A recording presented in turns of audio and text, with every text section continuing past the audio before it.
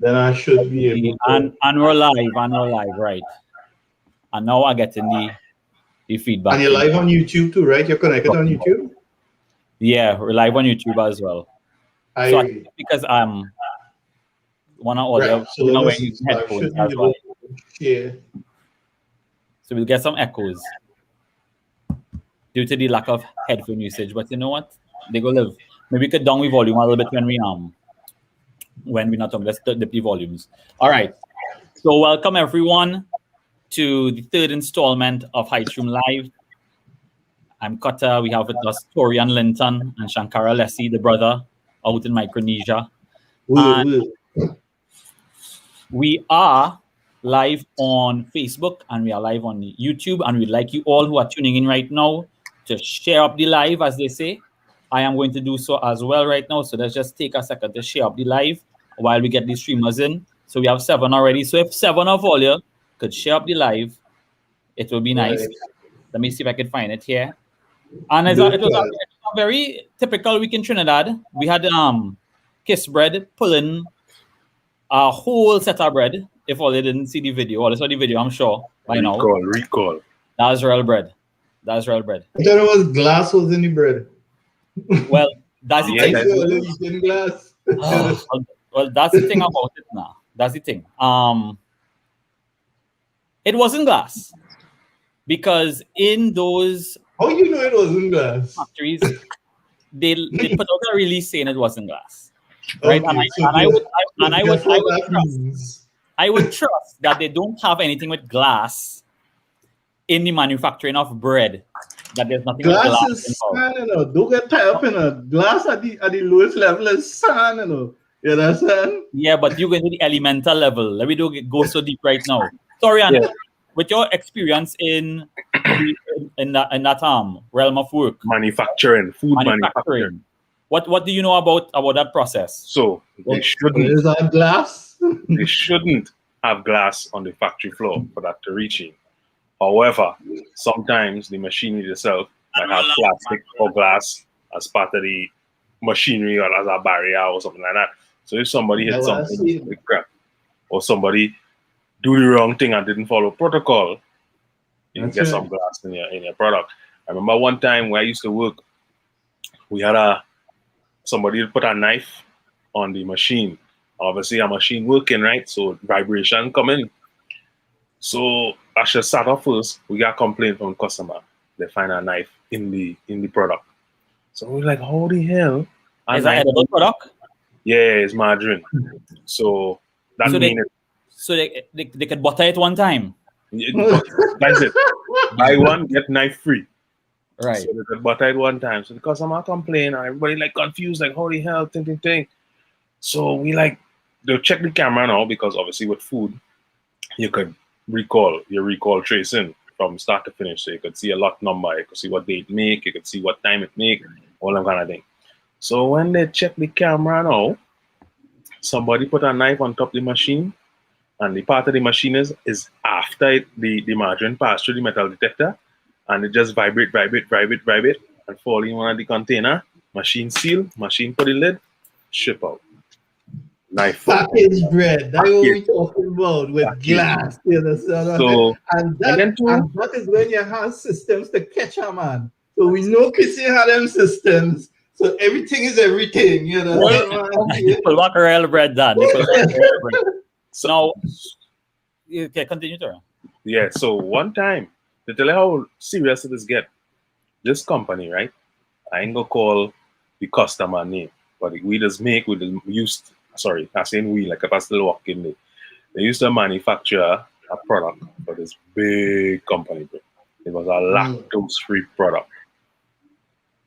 So this family went in said store, buy lactose-free product. The child is lactose intolerant. Mr. Man get sick.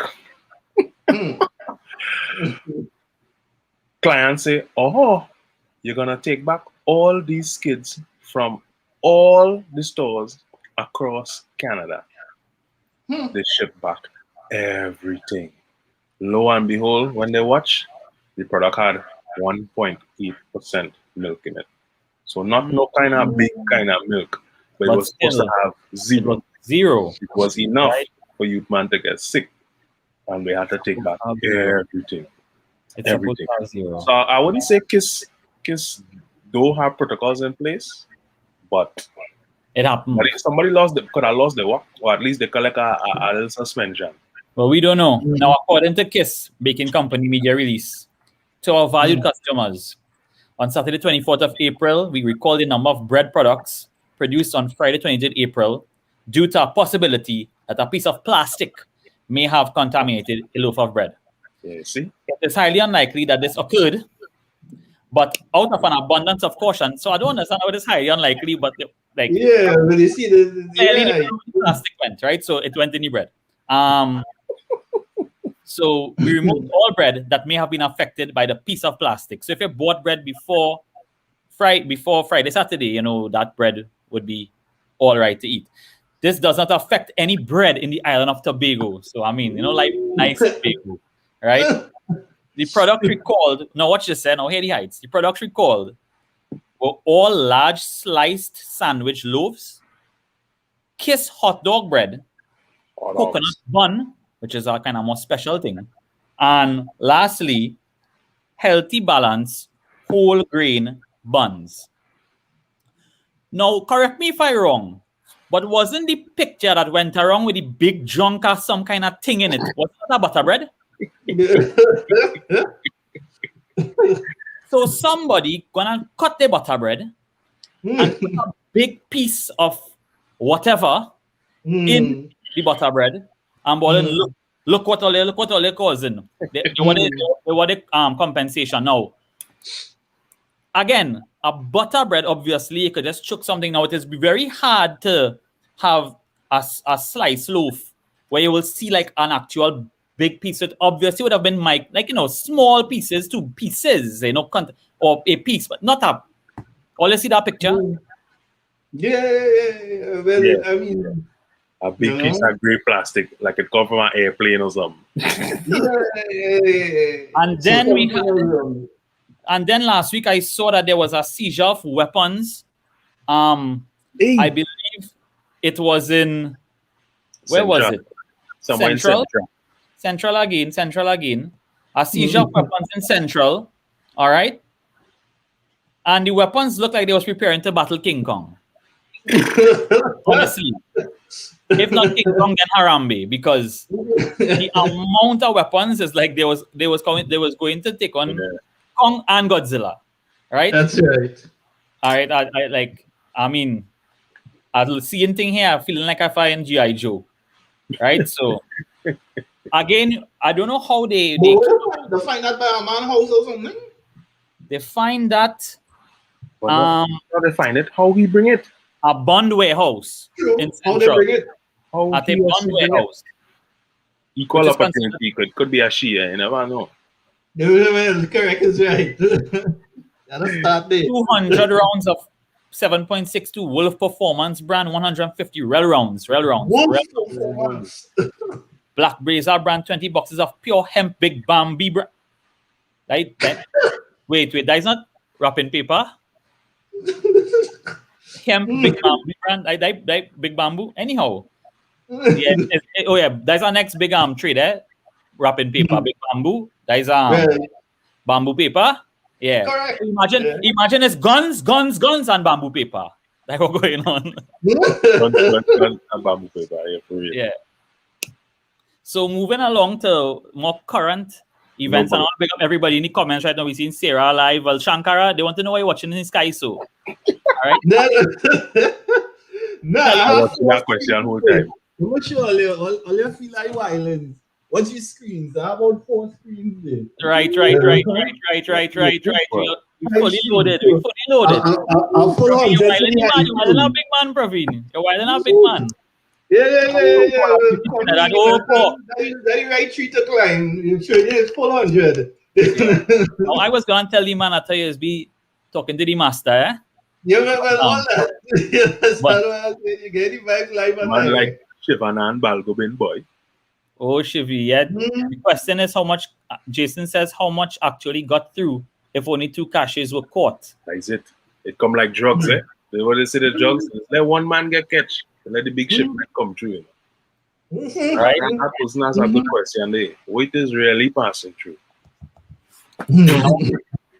onto today's BMSL seeds. We have our crypto episode coming up soon, seeds. Sorry. Yeah. Moving on to more current events, right? So we live and direct here, fellas. 28th of April 2021. 223 new positive cases. Right? You see how much people that have any live right now? 200 plus that. 23, right? Positive cases. That's right. But any last time it was 85 or something, so? When we had the last show, it was 85? 85, no, it was 100 and something. Maybe it was 85, maybe correct there, but every day so far it was 100 and something for a good while. I mean, now it might lull down to 85 or something, but today a whopping 223. And you know, people, again, you have to always say the virus does this thing where it moves from person to person, right? And, people always wonder, so how it is it's spiking all of us, and what we don't realize is that, logically speaking, the virus always around and it's spreading. We have no major barrier taking place to activity. Yes, we might have a river here and this and that and the other, but people since Christmas up and down. So the 223 you're seeing here is only because, like, these are 223 people who, let me say 80% of them had to go to the hospital kind of way now. If you know, they had to like get, because if I am sick and I'm an average young person and I know I get coming on with a little sickness, I'm not going to test for COVID. I don't want to go quarantine, sit down in no state quarantine because I'm a mandatory quarantine. I just talking plain facts here. That's our personal thing. Me are rushing to go and get tests. So that being said, it goes to show that we are reaching the point now where it has spread enough that people have to rush to get that emergency treatment. That need to go and get tested because that's not spread enough. That is just it catch people. It has starting to affect people different. No. Well, I mean, that's up for debate. Okay, so I see it as that the more people it affect, the more probability you're going to have of people who getting badly affected. Old people, ting. So the spread. So it always spread. So people think, wait, 220 people have COVID, or well, actually, 10,170 positive cases, total positive cases since 12th of March 2020 to present. 150 in hospital. Since 12th of March. Wow. Since that last year. I'm surprised because just yesterday in Toronto, well, not Toronto, in Ontario, there were 7,000 cases. That's just yesterday. That was yesterday. I one day in Toronto, right? I mean, it's different here. But again, per capita vibes, you know? That's it. Now, total persons in home self-isolation, 1,259. Then you have people who are who's supposed to be home isolated. Well, maybe not supposed to, but there's this guy there's an article in the papers about this old woman who's pleading with authorities to help her. She has a very unruly husband. He's old. He may be suffering from dementia or something, and he's not staying at home, and she is positive. And he is going about his business, right? And she's a brave one who's willing to come on, or even like a conscientious one who's willing to come out and talk, right? About you know, this situation she's facing at home. These things are happening all over the place. So easily with the thing about how it coming from, where it coming from, right? Now the variant, a different thing altogether. But I want to get into something that really grind my gears this week, right? And that is this vaccine rollout. And today I was looking at the press conference, right? So I tuned in at a certain point. And, you know, the media was asking questions. And they asked Minister Diyal Singh as to how much people who are in need of the vaccine got the vaccine. And I believe they used the word the elderly or something like to that effect. And he said that's how 2,500, I believe, healthcare workers have gotten it. And at this point in time, they have an odd 40,000 given out. We have kind of exhausted this rounds. 41,000 or something like that, right? So they're saying that how odd 41 done Lego administered vaccines, and that 2,500 is about half the healthcare workers. I believe they said. I could be corrected on this. That 2,500 they said is how much healthcare workers have been vaccinated. And then they also talked about ministers and other people. They use a term for them. And then they say if he said these are rough figures. And if you do the math, and you take it away, you're looking at 30-something thousand of those people have been vaccinated, right? Fair enough. The rough maths, okay. But he's failing to acknowledge that although it was rolled out for people over 60 and for healthcare workers, there were many people who don't fit that category who got the vaccine, right? And this is something that really, really is a telling sign of the poor communication, right? When it comes to something so paramount, right? Such as the vaccine from the ministry and its arms. And the problem is, again, a lack of standards, right? You roll out.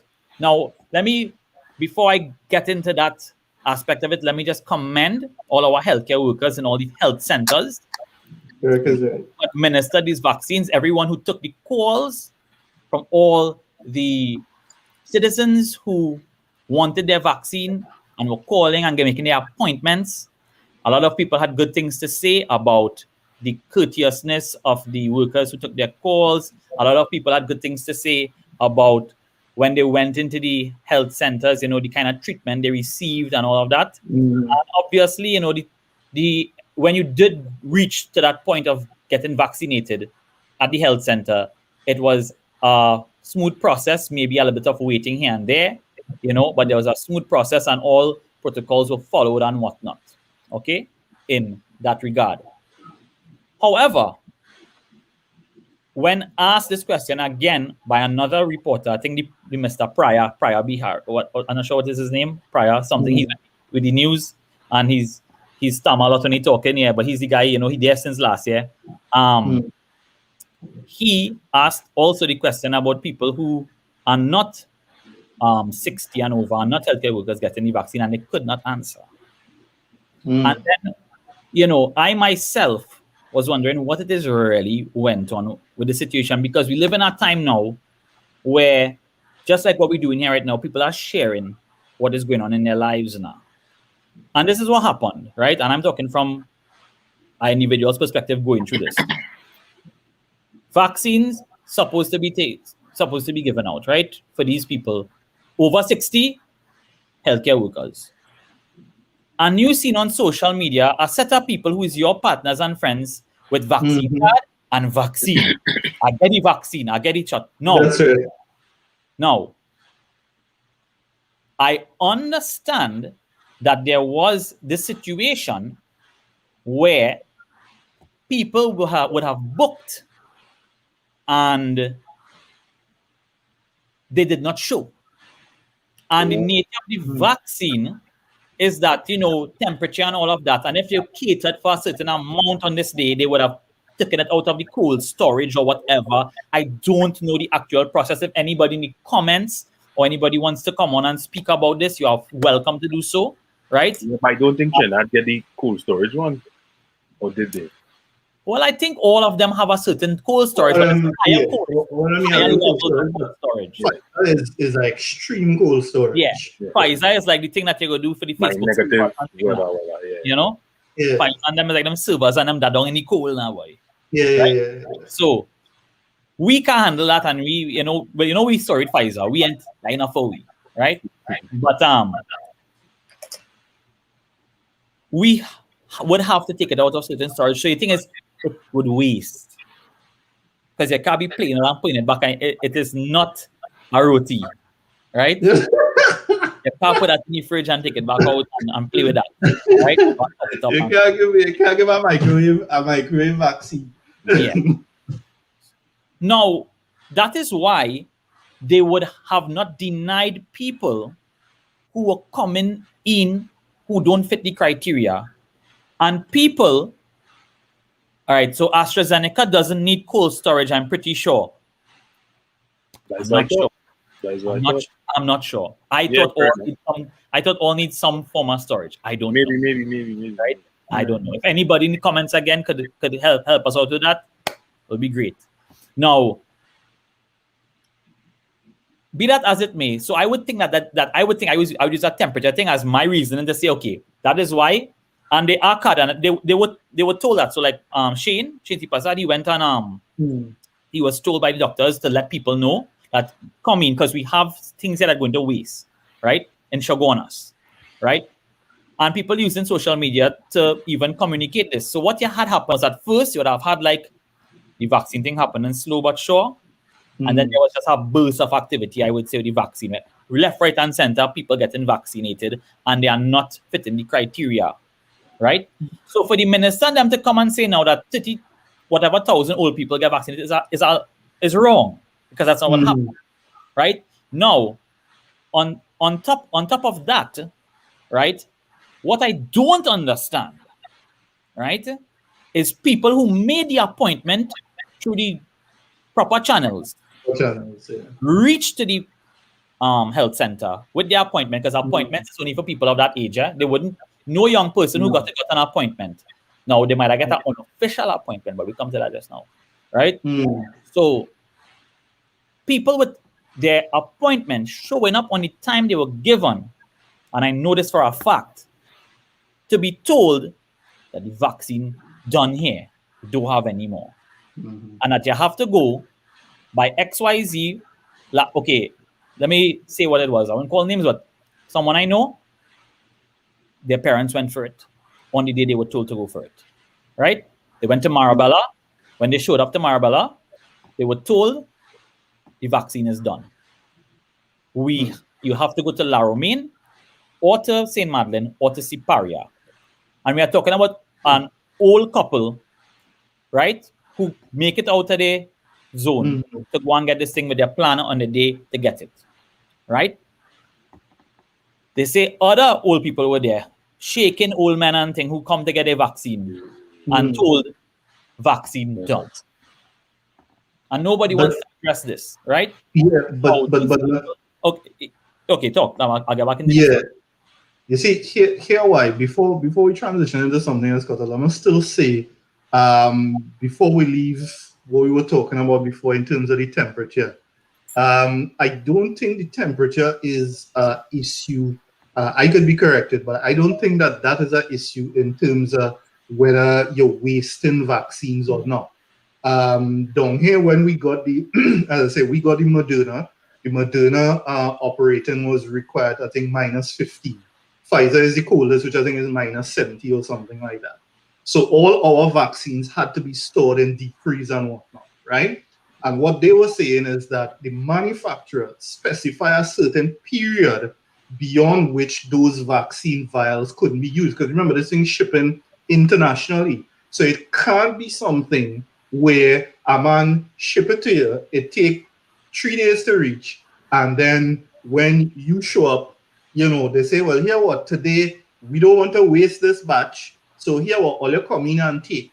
That can't be a reason. That's not a manufacturer reason why something will spoil it, because spoilage is basically the issue there, right? So they're saying that it would spoil, so therefore before it wastes, bring your friend and family to come and take before it wastes. So let me get this clear.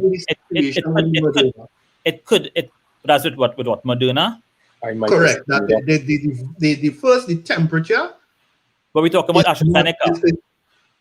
I talking about Moderna. Okay, but right, and the AstraZeneca, and they are more relaxed in terms of their administering requirements, because how the Moderna is -15, AstraZeneca I don't think is as cold as that. It's even less cold. But what I'm saying is that the temperature is not a reason. You see, we thinking about it like you know, heating up food. You understand what I'm saying? And if you heat up food, well, then if it go below a certain temperature, then you can't use it again. It's not something that you prepare like that. they basically had all the Modernas in something looking like a deep freeze, a medical deep freeze, and that is a controlled temperature. And when it's your time, you come, you take your jab, but it could stay within a controlled medical temperature for a long period.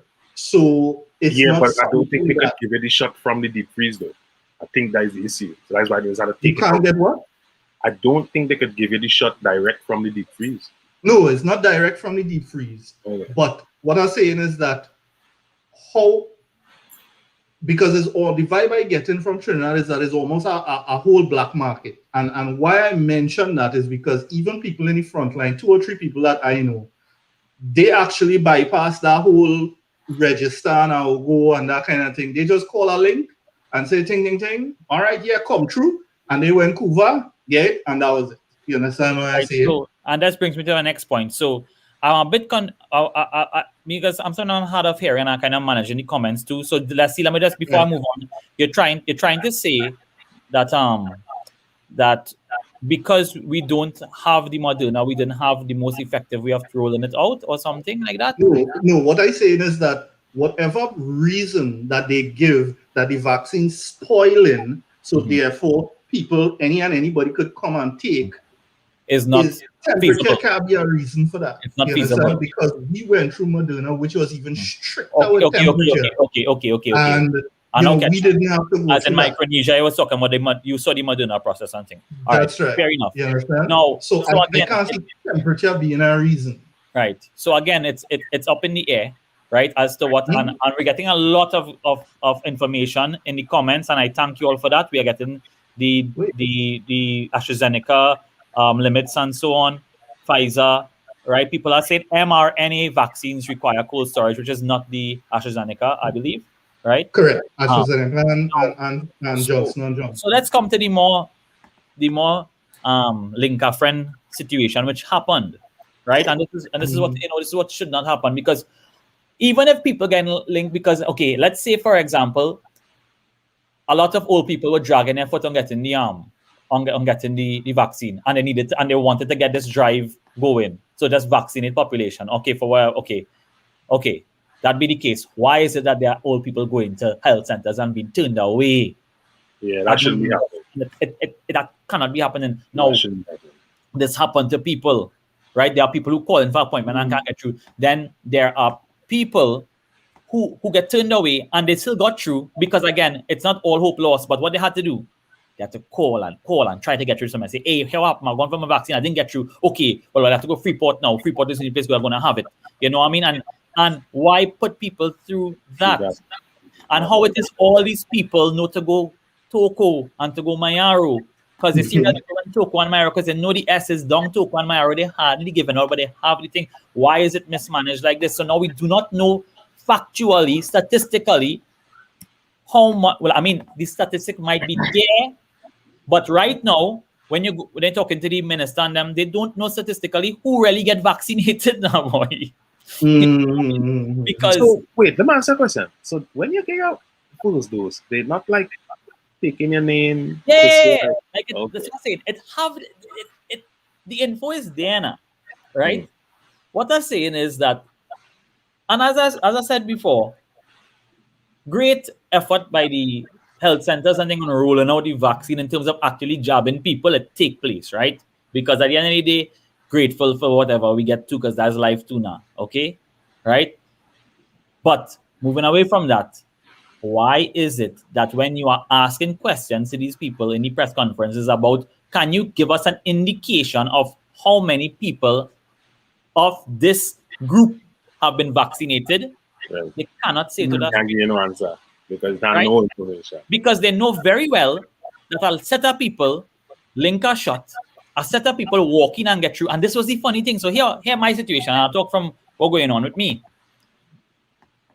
I say, let me see if I will get through it one. Right? Let me see how this thing working, because I want to be in the source. So I was in a certain area which I'm not from, and I went to the health center and I said, how can I go about to get the vaccine? And they looked like they was going to give me it.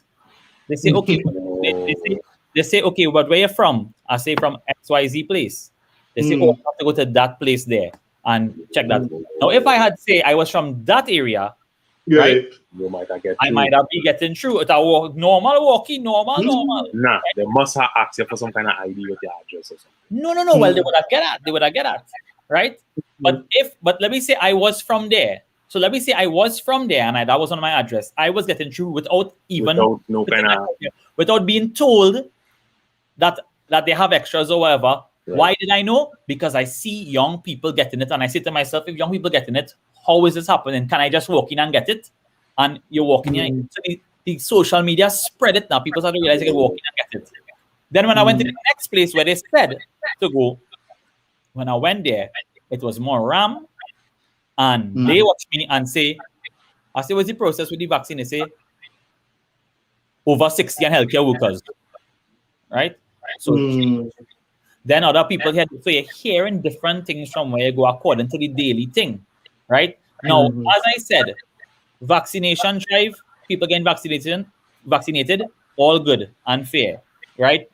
Job being done, but at the same time, you're looking at phase 1, phase 2, and looking at how successful, because phase 2 is not for all people. And remember, we have to think about this too. You're looking at the vulnerable, right?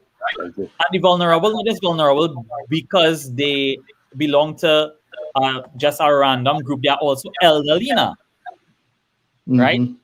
And if you're thinking about this drive for the elderly, you have to take certain other assumptions into your mind. And phase 2 is not for the elderly. It's for people who are working in certain fields, who are not retirees, who are not elderly or infirm, right?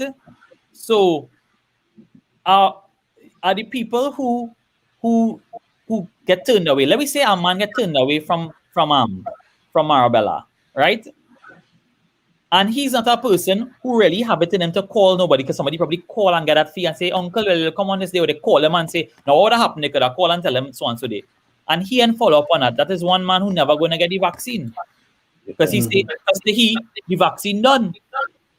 That kind of situation, Labor, what you're describing, from somebody looking on the outside, it making me wonder, like, how we as a society, as Trinbagonians, we so like selfish in our way. Like, let the old people get a thing. Don't rush. Exactly. Just chill out a little bit. Rush for the thing else. I'm telling you, people rush for the thing.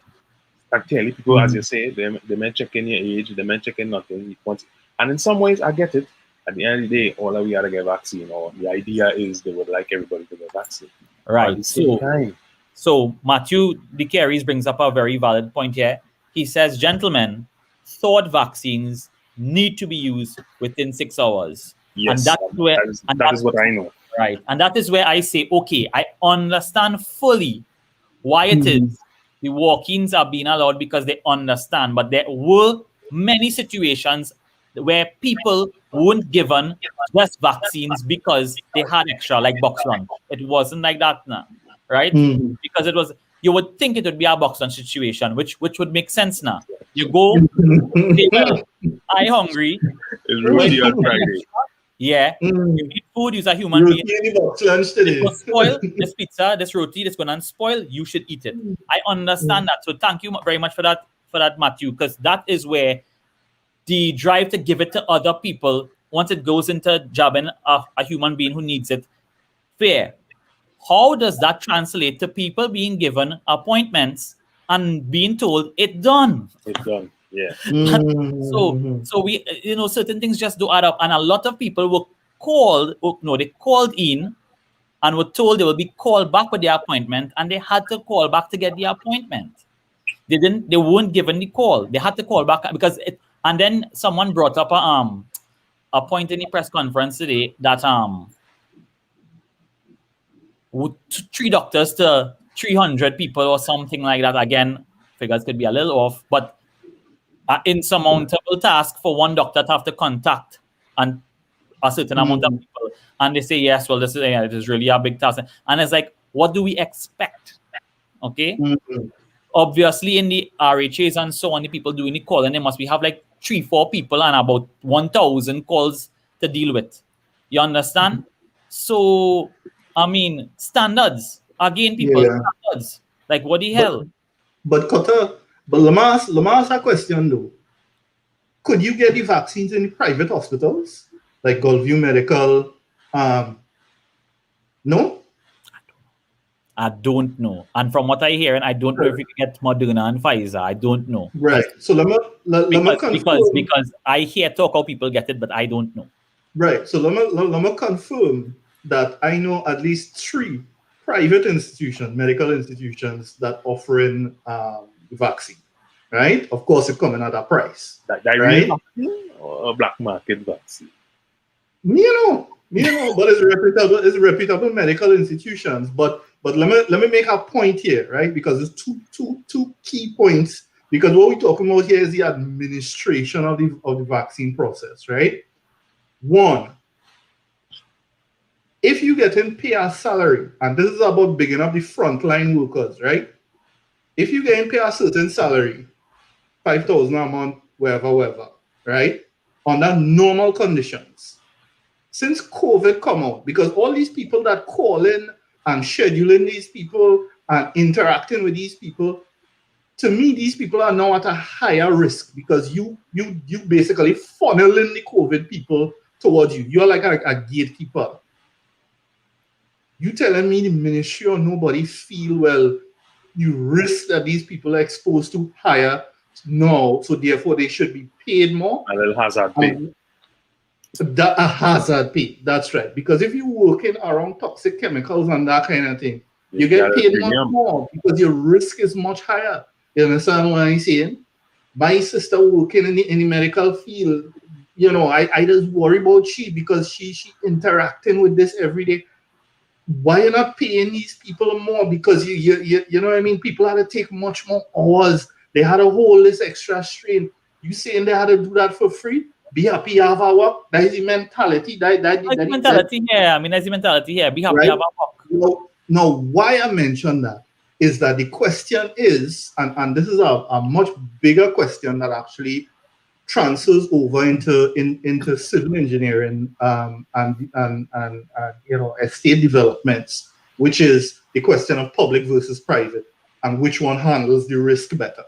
So from my understanding is that when the private institutions that people had to go to give you write-up service, right? And just as also in Trinidad, we have a very developed private medical sector.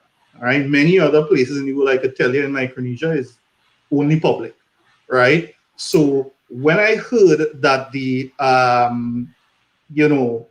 vaccine rolling out in Trinidad, the vibe I get was that everything was rolling out public, but it wasn't 100% clear. And when I dig deeper, I get to find out, well, it has certain places that you could actually go private in order to get it, but you had to pay, right? So that is the same health system that Trinidad has, which is that if you have enough money, you could get a presidential suite in Gulfview Medical, and you have much less risks and that kind of thing. And the question is, as an administrator of public health, and this is not what the risk is with the Ministry of Health. This is a public health matter.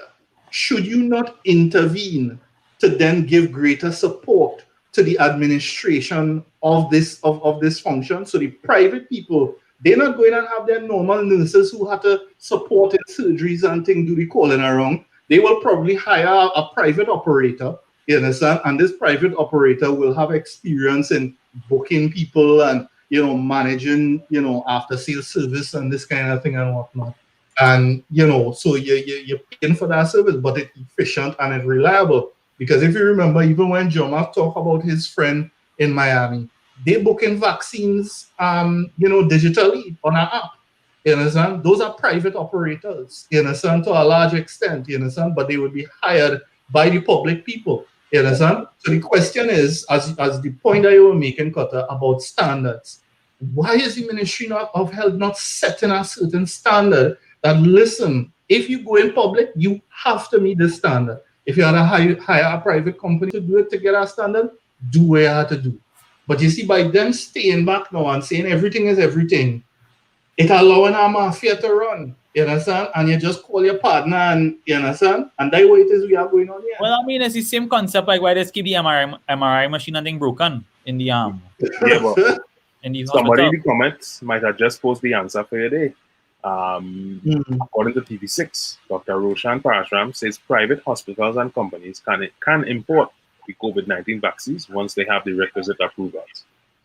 So, how they get into the approval might be a question. I'm not going to say that depends on your contribution to the party. But like as you say, it still kind of boil down to you had to have some kind of standard. No. Right now, Matthew asks, what are the vaccine options in Trinidad? Right now, we have AstraZeneca. Fully, anything that we have right now is AstraZeneca. And I believe we are getting Sinopharm from China at some point because we were promised from China as well. So everyone who's AstraZeneca now will have to take a next dose of AstraZeneca around June or so. Right? Now, legit sales. So you are saying, let's see that it's normal to go and buy your vaccine and to go through that process with the private hospitals, and you could even get probably, and that's where the options might even change. You know, you might be able to access a next type of vaccine. All right.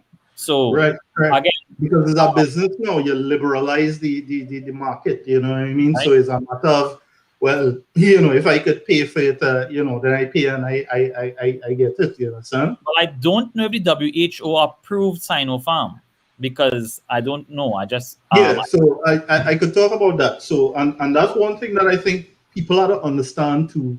That and I think we talked about it a little bit last week, that there's an economic side, a very big economic side to this entire vaccine discussion.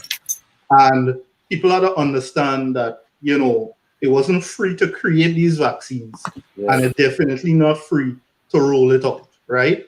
Right now, you have 184 preclinical vaccines right now. All this information from WHO, and 88 of them clinical. Of the 88 that clinical, you have 4 phases to it being rolled out to the public. You only have 4 vaccines that roll out to the public right now: AstraZeneca, Pfizer, Moderna, and CoronaVac. The CoronaVac is the Sinovac. All right, and the Sinovac is all of them is different types of vaccines, right? The Moderna and Pfizer is nucleic acid.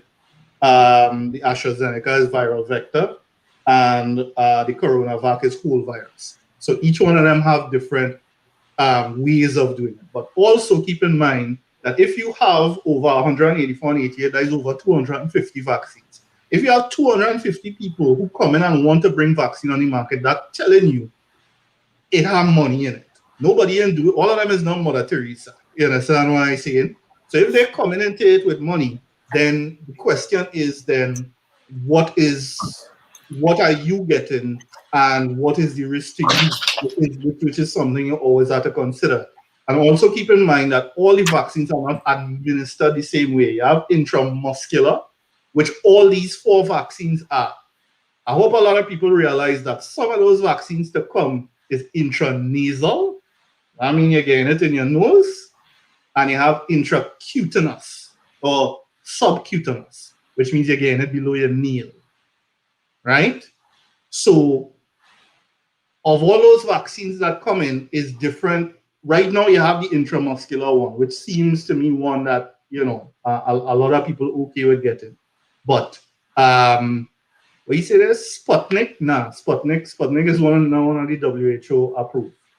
But you do have 29 vaccines in phase 1, 13 in phase 2, 23 in phase 3, 13 in phase 4. 5 phases to roll out. 13 of them in phase 4. I think the Sputnik 5 in that 13, and then the 4 that distributed on the emergency grounds to everybody, which is the 4 vaccines that just covered. Just one thing. Somebody could correct me, but I think that subcutaneous is not necessarily under your nail, but more means under your skin in general. Okay. Well, that's an important distinction, because if it's under my nail, I ain't hurry for that. Oh my God. But Kata, I want to touch on something you're talking about. You refer to, like, on the flip side, how Trinidad or doctors, they mismanaging the thing. This was like, I want to say in February, I came across this article with a doctor who the hospital or whatever had a big vaccination drive, and kind of coming down to the end of the drive, end of the night, it was like a whole day, whole night kind of situation. The doctor had like about 10 doses left, and you had the window, right? You have 6 hours or whatever, so the 6 hours was coming to a close. So nobody was coming in, so the doctor take it upon himself to start calling people. And he went and called people, some come and meet him at the hospital. He went and drive and meet people. And I think coming on to the last one, his wife was she was high risk. I can't remember what it was, high risk. And he ended up giving his wife the last one. And I talk about this doctor tried his best. He gave high risk people. So it had lady with dementia, that people who were sick. Lo and behold, the hospital fired the man and charged him with theft of 10 vaccines. So it's chaos on either side. They feel that things, North America and China is a mess. Everybody confused about this, how this thing is going. Everybody confused. But I just figure out, just to give some contrast to what you say earlier on, is like, there's madness on all sides. Because for me, why are you firing the man for it?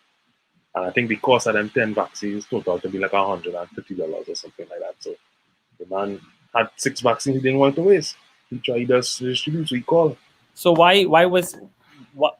So what exactly? Because according to the hospital, he did not follow protocol. Procedure.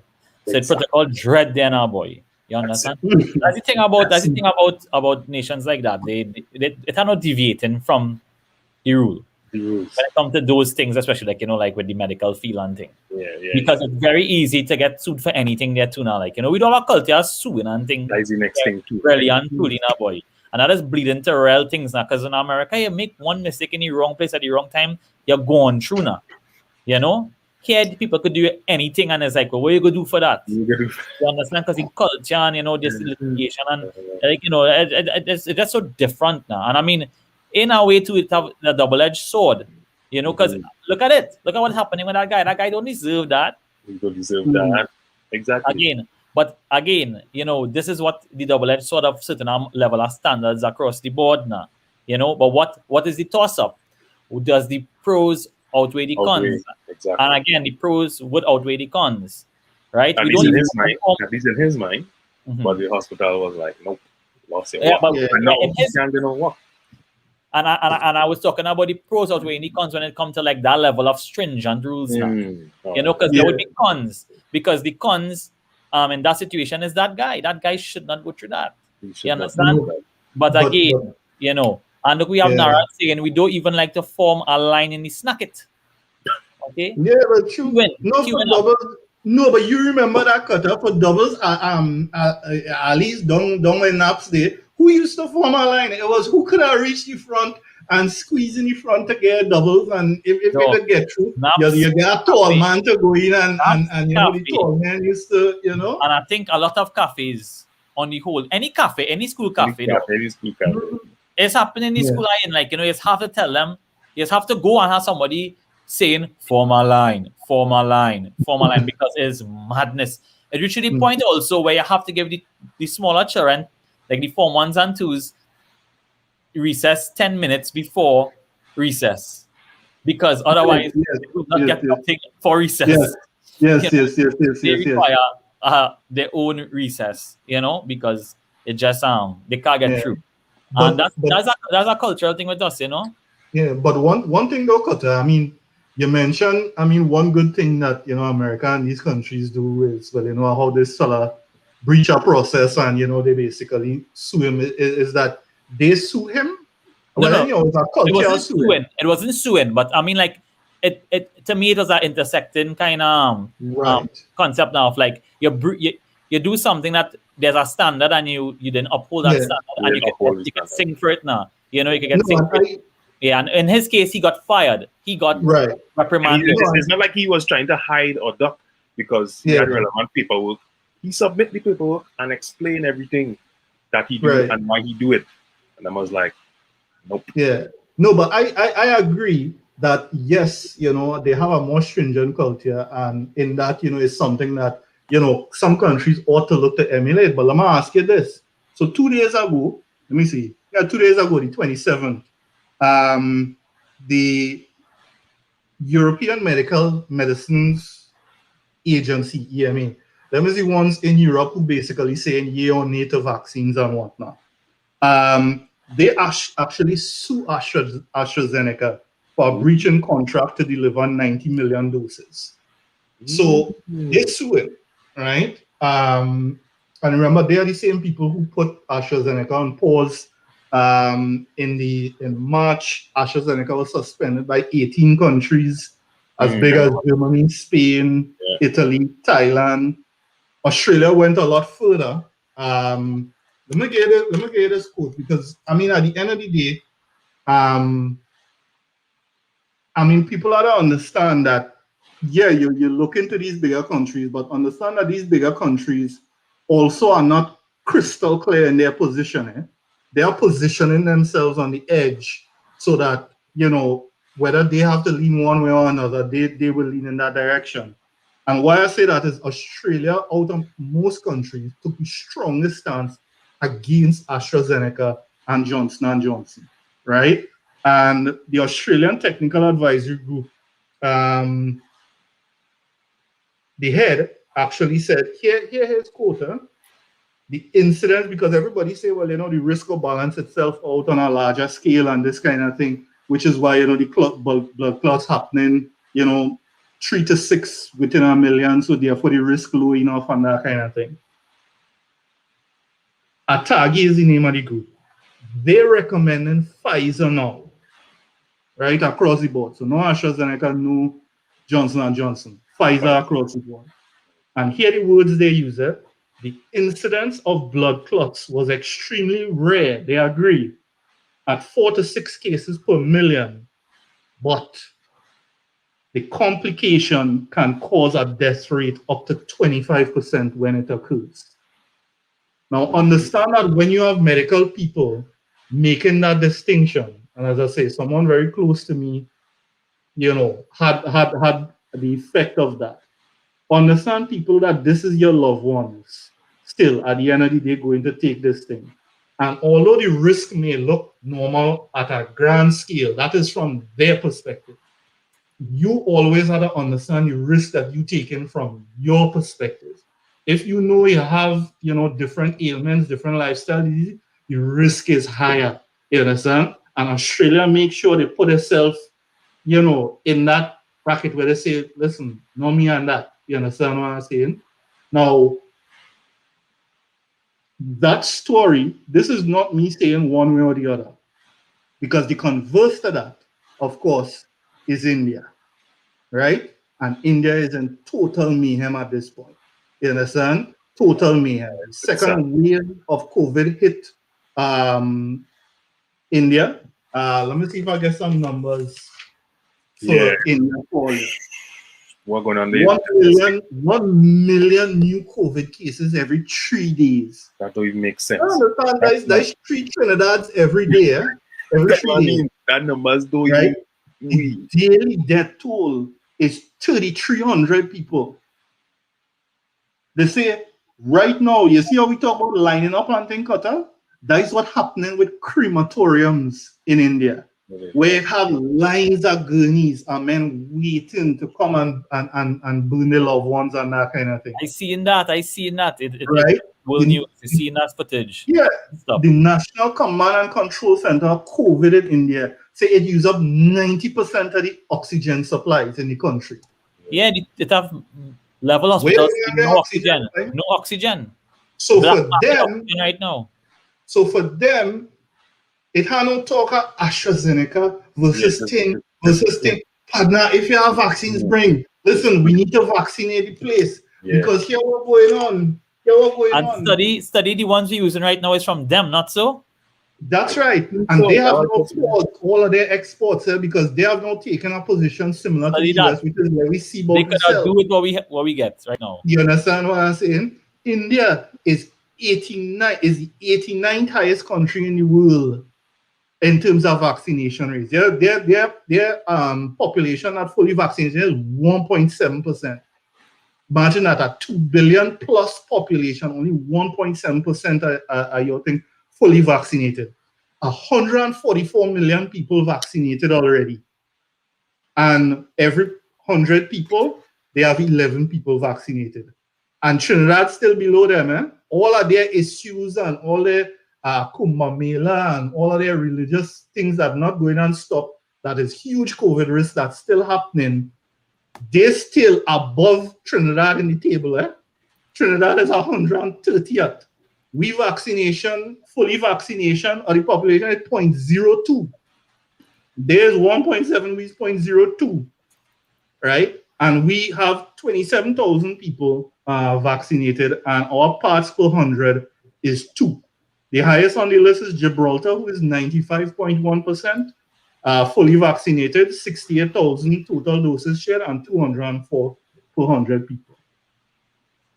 So it means that it have people playing the fool both on the administrative side and on the side of actually getting these vaccines.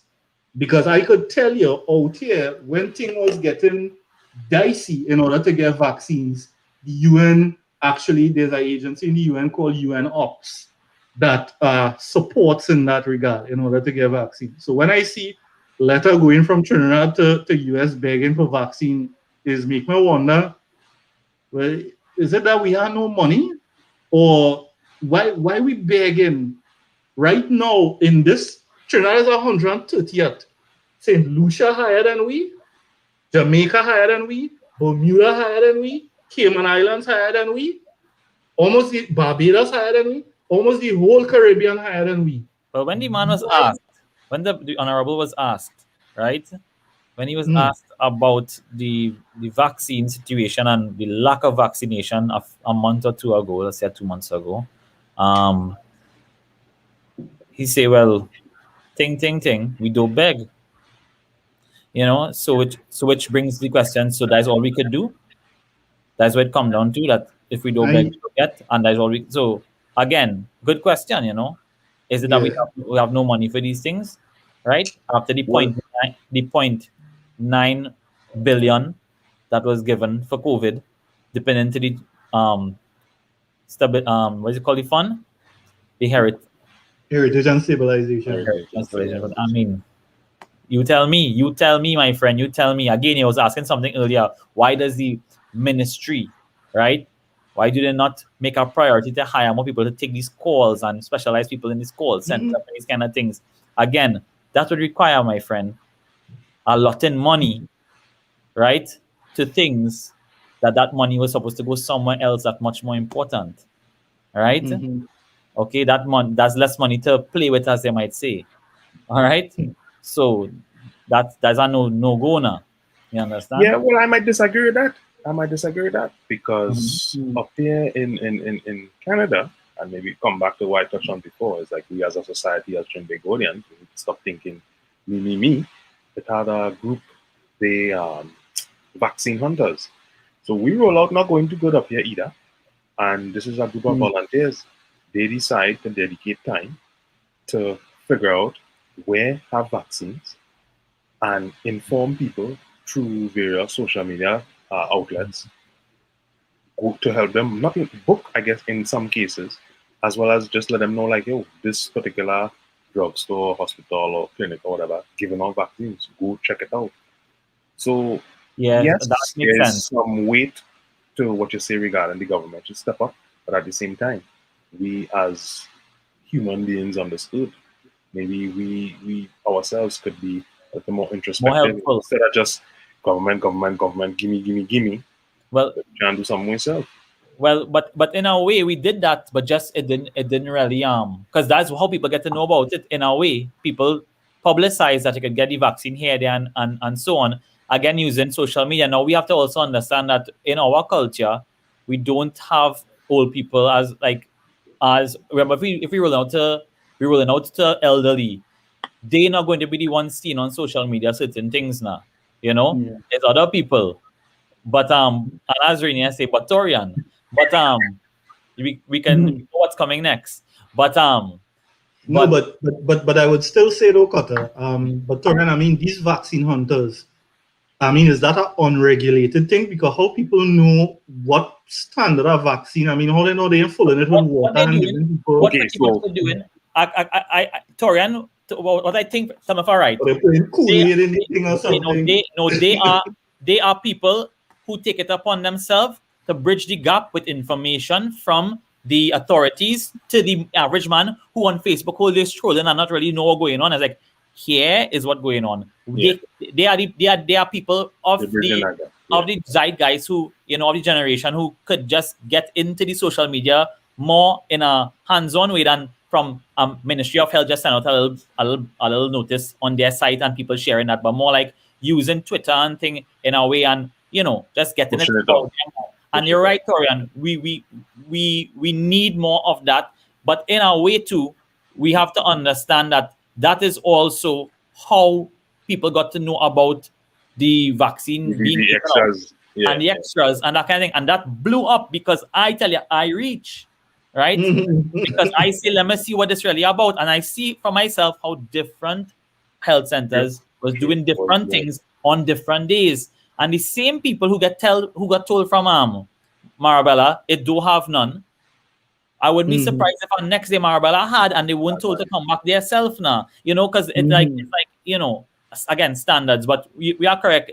I mean, I wouldn't say it's a pure gimme thing in this case, although that is obviously something we can attribute to a lot of things in Trinidad, right?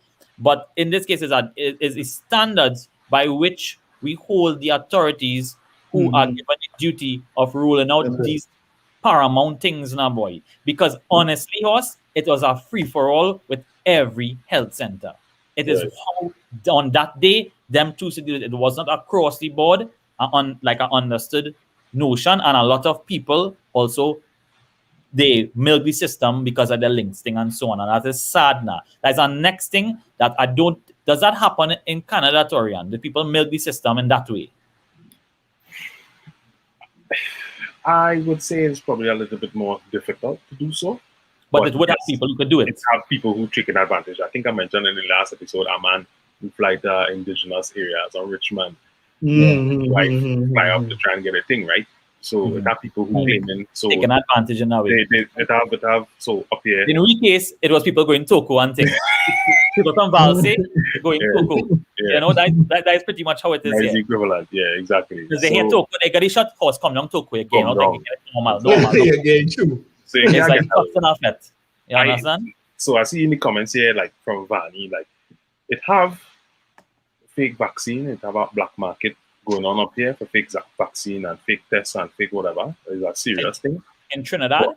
No, in Canada. You're saying it has that? It have that. Oh, okay. It have that. The course, but they had an article about it last week. So it's there. But I guess I'm not gonna call any random person to be like, yo, let me get a vaccine. No, I'm not gonna do that. I'm gonna go buy a legit healthcare facility or a drugstore and I will take this vaccine. So I'm not worried about it too much. I don't think the general population is worried about it too much up here, but I can't talk on behalf of everybody, right? So, but now, go ahead. I'm seeing two different commenters, Matthew and Jason, talking about antibodies and the need. Is there a need for people who have antibodies to take the vaccine?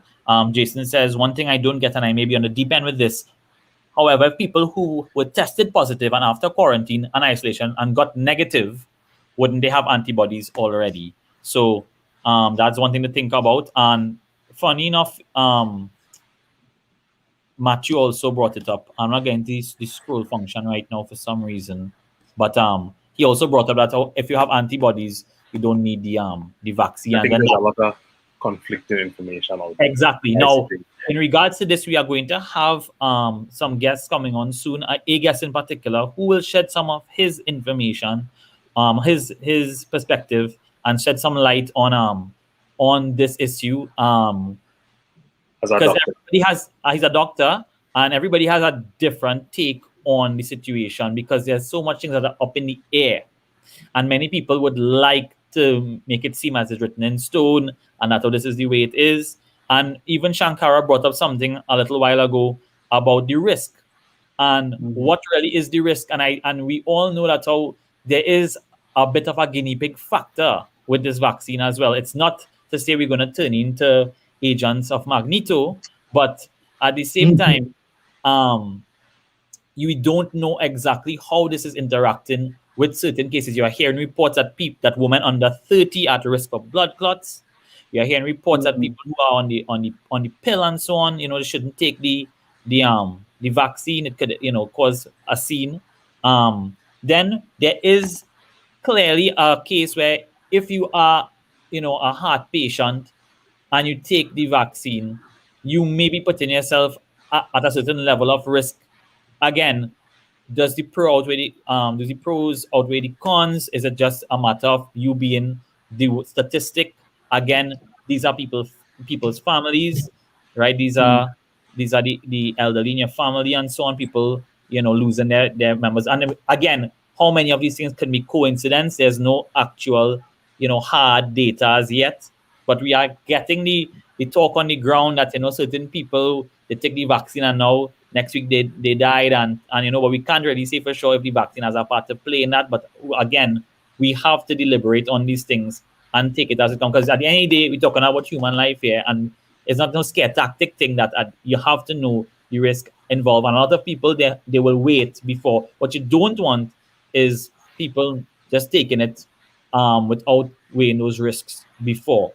All right, and we all know we all know how important vaccines are, but again, these are controversial topics, and we have a lot more to dig into with it. But we are going to put out a release soon about next week, because we are most likely going to do 2 episodes next week.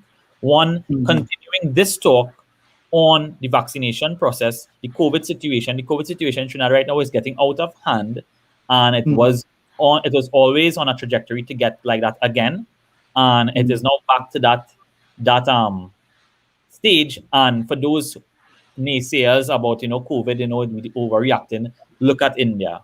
All right, look at India, and we may not be India, we may not have a population, we may not be that same level of social strata and all of that at that big level, but look at India, right? Just like we had to look at Italy last year, people look at India and really see what is going on when this thing gets out of control. So we will be releasing something soon about the next episode. So you all stay tuned for that. Any more comments and questions in the chat there, fellas? We seen anything? Yeah, one from Seeds about mobile vaccine clinics or anything similar. Nothing like that. Oh, there was something in the promenade of the Savannah on Sunday. There was a mass thanks for bringing that up, Seeds, because there was a drive. I don't know if people could confirm this to me. I think I heard about a drive in the Savannah, and they were vaccinating en masse. And I believe a lot of people, whole families, fun for the entire family, they was getting the vaccine. Again, okay, you see a different thing happening in all the different regional health authorities and so on. So the standards of things, again, people, you really have to wonder sometimes, because as I say, one person turned away is too much, I find. You have one person, right, who is supposed to get the vaccine turned away because they don't have none, is too much. And it has happened. All right. So with that being said, just tell people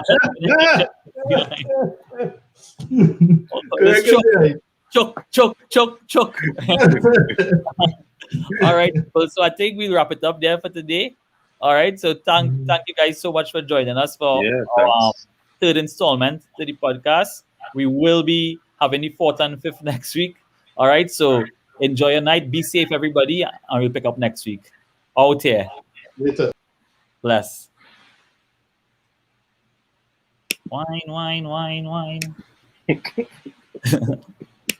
The clicker giving trouble, it's Orion.